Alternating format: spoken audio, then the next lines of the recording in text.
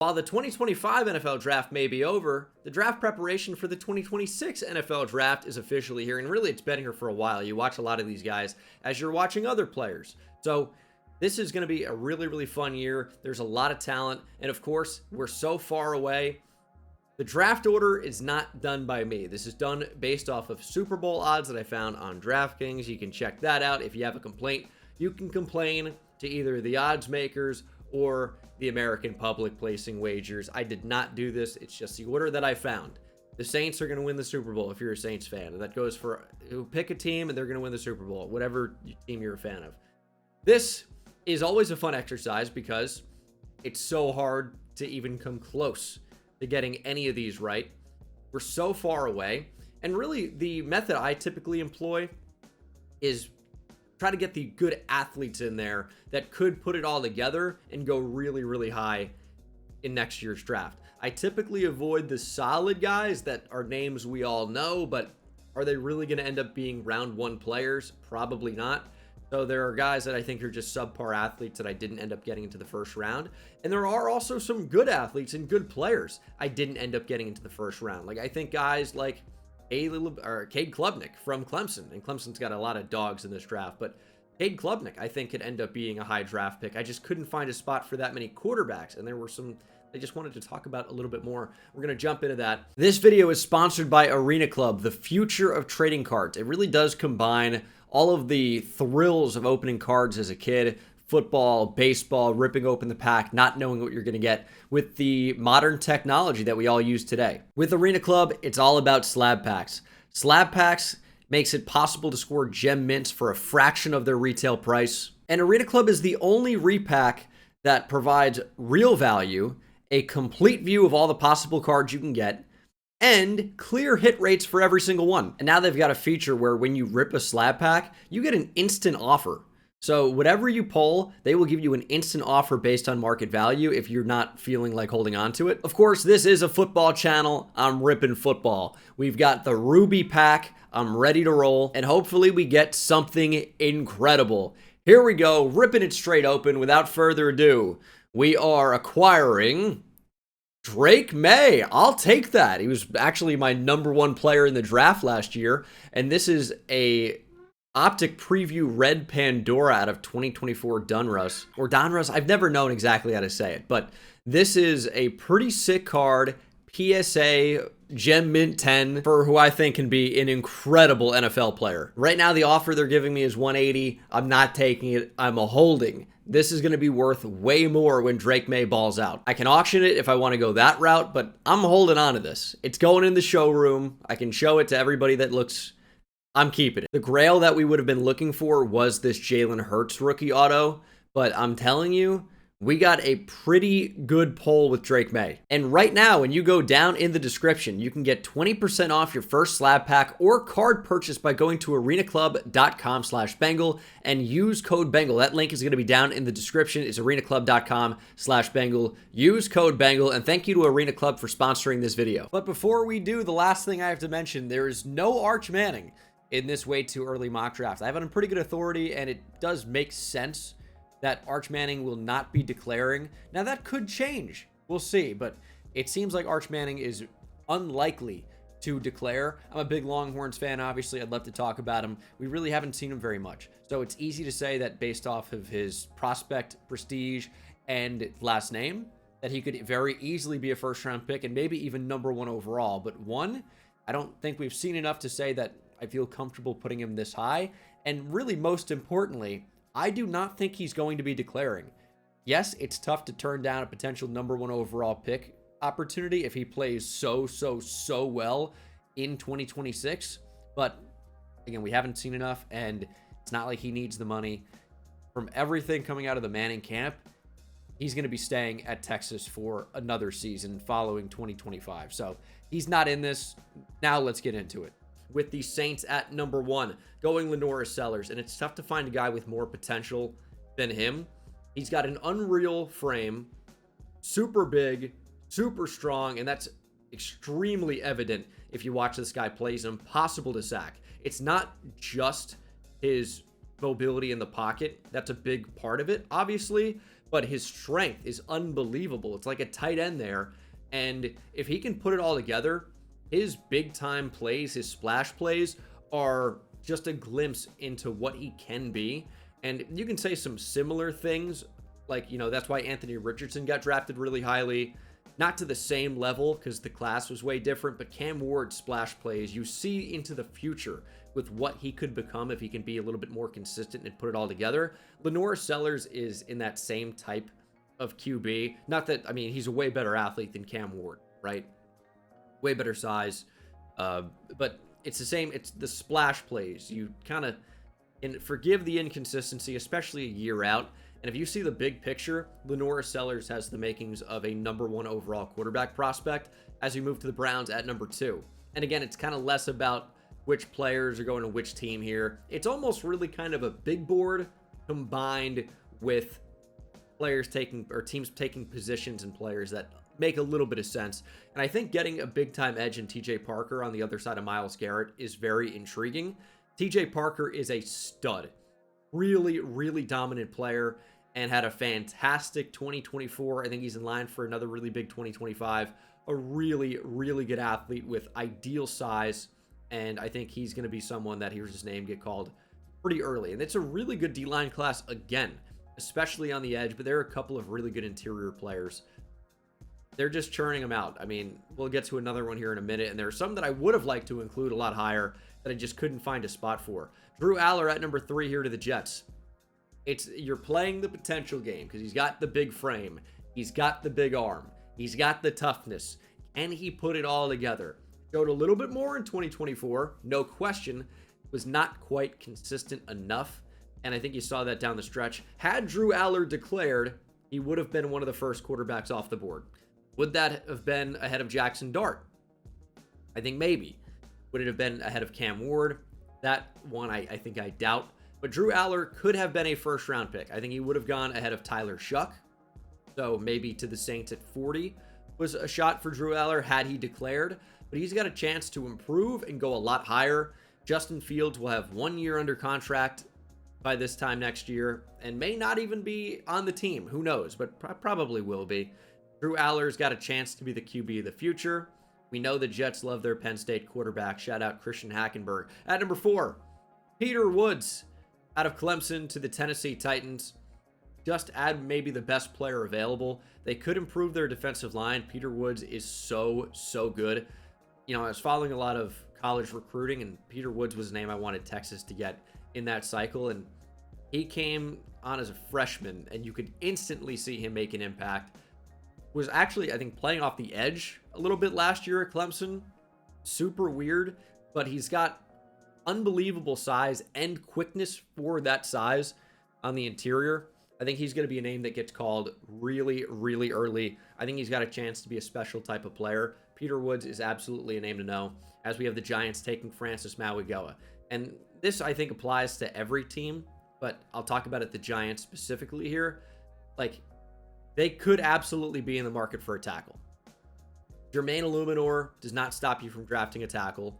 Evan Neal is a bust at this point, right? And even taking Marcus Bowe, that's a 5th round pick with injury concerns that could get moved inside the guard. If you're picking this high in the draft, you're going to be considering some of these positions, right? Like if the Saints are picking at #1 overall, even after drafting Tyler Shuck at 40, wow, they could absolutely consider another quarterback, right?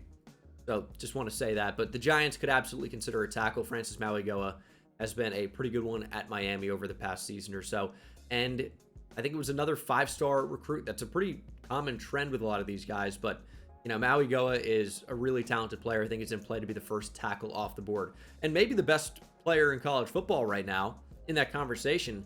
It's Ohio State safety Caleb Downs. Transferred from Alabama. Another player that instantly you could tell was just a different level of player at Alabama. Ends up transferring to Ohio State. They win a national championship. And he comes back again as, maybe the best player in college football. Just happens to play a lesser valuable position. Could he be the highest drafted safety we've seen in a minute? Since maybe Jamal Adams, inside that same type of range. I might be missing a safety that was drafted higher more recently, but I want to say Jamal Adams was the highest drafted safety in recent memory. Spencer Fano here to the Raiders. I think this makes sense. Colton Miller, unknown future, I think we can say, for the Raiders. We'll see if that changes by this time next year. But Fano is a really, really talented player. I haven't listed at O-line. Think there's a chance he can move inside, play guard. But also here for the Raiders, you're drafting him at 7. Probably thinking he's going to end up playing tackle. As we get to maybe the most interesting player in this entire mock draft, it's Indiana quarterback Fernando Mendoza, transferred from Cal Berkeley.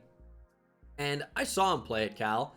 And it's Pac-12 after, or ACC after dark now. And I'm like, all right, he's a decent player. I took him on underdog a couple of times. He had some good games, but nothing particularly special for Cal. But I'm like, all right, decent player.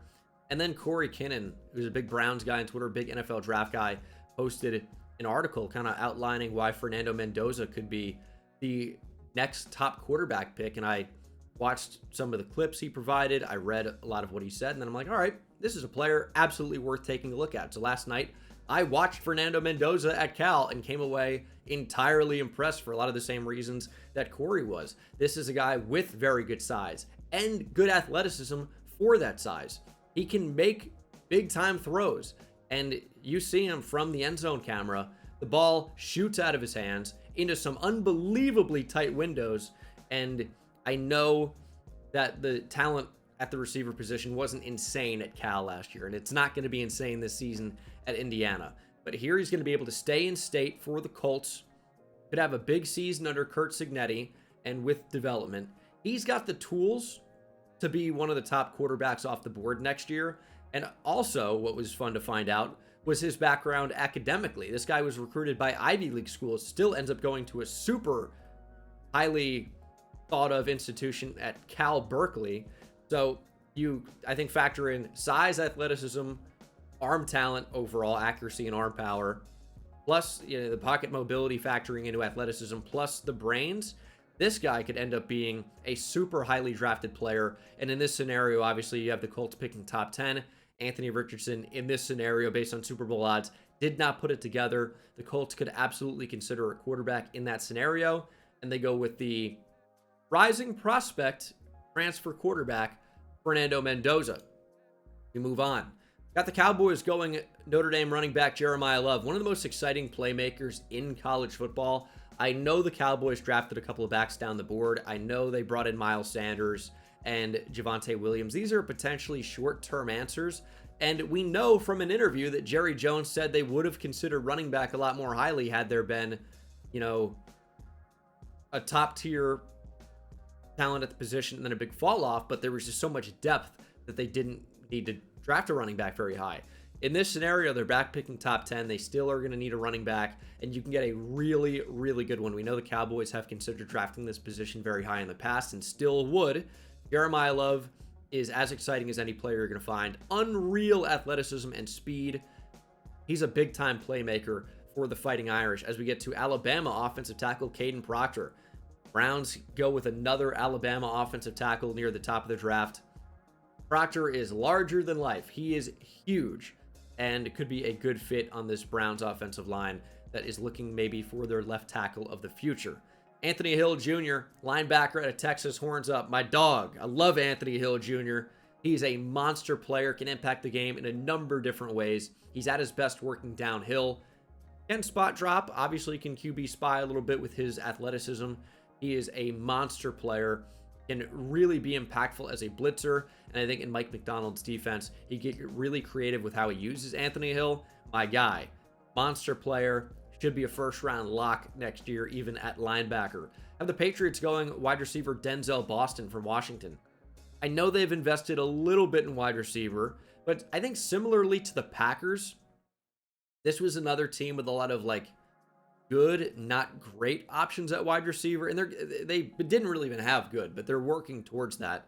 Denzel Boston is a big-bodied outside wide receiver, 6'4", can really go up and get it, and could be in play to be the first receiver off the board next year. Could be, right? There are a number of wide receivers, I think, in that conversation. Even one I don't think I got into the first round, Antonio Williams from Clemson. There are so many good receivers in this class, but who will separate, who will become that great receiver or 2 or 3 that we're talking about very high in the draft this time next year? Denzel Boston could be in that conversation. CJ Allen from Georgia, really fun player to watch, sideline to sideline range. That's what we can say really about any linebacker nowadays, but he's got some real power. He's good working downhill. He's got good recognition. He's one of the top players in the draft for a reason. And I know the Rams got Chris Paul Jr. That's great. No relation. But now they add CJ Allen, be their Mike of the future. And I think he could also play outside a little bit. So maybe not in the Ram scheme, but depending on who were to draft him, could be a really fun combo at inside linebacker. Rams obviously could look to go offense. We know that, but just keep building up that defense and make it one of the better units in the league. I think Sean McVay is creative enough to kind of work with what he's got on offense. And he's got some good pieces with Puka Nacua, with Devontae Adams now, with a couple of good running backs. As you move to the Steelers at 14, going Garrett Nussmeier. We don't know about Aaron Rodgers. And even if Aaron Rodgers joins Pittsburgh, that a long-term fit? I don't know. Not really sure about that. Is Will Howard the answer? Stop. If you're picking high in the draft, you get a chance to take a really good quarterback. Garrett Nussmeier is going to be in play to be one of the top guys off the board next year. He's maybe lacking elite size, athleticism, and arm talent, but I think most of those are very good, and his accuracy downfield can be fantastic. I think the person is awesome. He just seems like such a team leader, such a nice guy. He's the son of Saints offensive coordinator Doug Nussmeier. His teammates love him. Garrett Nussmeier is going to check off a lot of boxes, and the tape last year was quite good. I think if Nussmeier came out, he was in play also to be one of the first couple of quarterbacks off the board. I like Garrett Nussmeier a lot, and I think he could end up being picked higher than this time next year. At number 15, have the Dolphins going Jermod McCoy, cornerback from Tennessee. They just need more at the position. I think McCoy currently is the best corner in the class. And there are some decent ones. We're going to see who ends up separating themselves. But McCoy is a really talented player. And the Dolphins absolutely need help at corner. Seems like they're moving on from Jalen Ramsey, which is weird. People are just accepting that. But is that not weird? Why are both parties just like, we're going to move on? The Dolphins should not want to move on. Jalen Ramsey's still very good. You say he's not worth the money? He's still so good. I don't know. He's maybe not the CB1 in the league like he used to be, but he's still very good. And this is one of my favorite players in the draft here. Ruben Bain Jr. to Miami. He has, again, very good size, like we can say for a lot of these edge rushers. Very good athleticism. Has absolutely flashed as a pass rusher. Could be in line for a huge 2025. Watching him last year, he was one of my favorite players. I'm like, this guy needs to be draft eligible, but he wasn't. And I think he's someone that could go higher than 16. I think he'd go easily top 10. Ruben Bain Jr., I think, honestly could be in play to be the first player off the board next year if this league wasn't so quarterback-centric. He is a stud player, but I really just didn't find a spot for him until 16. And it's so far out that it doesn't really even matter. As we get to pick number 17, it's the Nevada transfer, Isaiah World. And he's as big as the world. I was trying to come up with some type of fun pun there. He's huge. He's like 6'8", 310, 315, and was really good at Nevada. Saw a couple of games of his recently, and I'll tell you what, Oregon's going to do the thing again where they get a transfer and they go first round. Saw it Derek Harmon this past year. We've seen it before. Bo Nix, right? But the transfer portal rules college football nowadays. You can just go out and get the best players that previously weren't highly recruited. And Isaiah World, with his size and his movement skills at that size, he's got a chance to go very, very high in this draft again. Number 18, we have AJ Terrell's brother, Avion Terrell here. Clemson corner going to the Minnesota Vikings. I think they could just use more in the secondary. And Terrell probably going to go somewhere off the board in this range. At least it appears that way right now. Again, cornerback, I think, is probably the most volatile position of any looking a year ahead. There are a lot of different names out there. I think there's a lot of different ways to arrange these guys, and it's going to depend based on their 2025 seasons where they ultimately end up going. Got Carnell Tate. John Payton gets his Ohio State receiver. It's been too long. I think they could absolutely upgrade that room anyway. And Carnell Tate's got a chance to be a really good one. Losing Emeka Egbuka, obviously. You still have Jeremiah Smith, but Carnell Tate's got a chance to really step up and had some big games for the Buckeyes last season. I think he's got a chance to be the first receiver off the board. LT Overton was a name I had consistently mocked inside the first round last year. He returns to Alabama. He's kind of like a hybrid edge interior defensive lineman. I think his best home is going to be at 5 tech in the NFL. I think he's going to be a really, really good player. And I think it's a good fit with the Texans. They could obviously, consider a lot of other things here. I just felt like, okay, maybe they wouldn't take a receiver in round 1 after adding the Ohio State boys in this year's class. And offensive tackle, I think they've improved that. I think their O-line's looking fairly good. Decided to improve that defense with guys aging like Danico Autry and I think a number of upgradable guys on that interior. So LT Overton I thought was a fun fit. Cario Davis, big press corner here for Jeff Hafley, who loves to do that with his corners. And I think the Packers really could use an upgrade at the position. Really did not address corner very much in the 2025 NFL draft. Jair Alexander is a long-term question mark. I thought Tacario Davis as a 6'3", 6'4" outside corner was a really fun fit with this Packers team. Transferred from Arizona to Washington. As we get to another offensive lineman, it's Caleb Lomu from Utah. Another Utah offensive lineman. Again, could be a tackle, I think could be a guard. He would be playing tackle, I guess, in this scenario with the Rams. And it's just uncertainty at right tackle long-term with Rob Havenstein. So Caleb Lomu, I thought was a pretty good fit there at 22. And then one of my favorite players in the draft, Keldrick Falk. Auburn, I would say inside-outside type of guy. He's like 290 pounds, but think like 290 like Shamar Stewart is 290. Falk maybe is, I would say, more interior defensive line, where Stewart was more edge. But he's a really fun player that definitely flashes on tape, and I think the Bucks here could just use an upgrade somewhere on that defensive line, and Falk's got a chance to be a really good one. They like this type historically, and maybe it's not the most amazing fit for the Bucks, but I think they've upgraded off the edge. I think they could use something on the interior, and I think Falk he's got a chance to go top 10. He's a really, really talented player, as is Caleb Banks, Florida. Florida's got some dudes on the D-line. Banks flashed a ton last year. Tyreek Sapp, who you're going to see here in a little bit, flashed a ton last year. This Florida D-line could actually really get after it, especially down the stretch. They became a really, really solid unit. Secondary, not so much, but that D-line was screaming after opposing quarterbacks. Caleb Banks was a big reason why, and he's another name that has a chance to go first round next year. Really like him as a player, as we'll finish out the way too early 2026 NFL mock draft with Mateo Uiagalelei, edge out of Oregon, going to the Commanders. I think finishing this mock, you look at what the Commanders could do, and they could have a really good season next year. I think they could be picking in this range, obviously, and edge is a position they could absolutely look to upgrade. Did not address that position in the first couple of rounds of this past draft, but Uiagalelei has really solid potential. Yes, the brother of quarterback extraordinaire DJ Uiagalelei. Mateo is a defensive end, and maybe that's what DJ should be doing.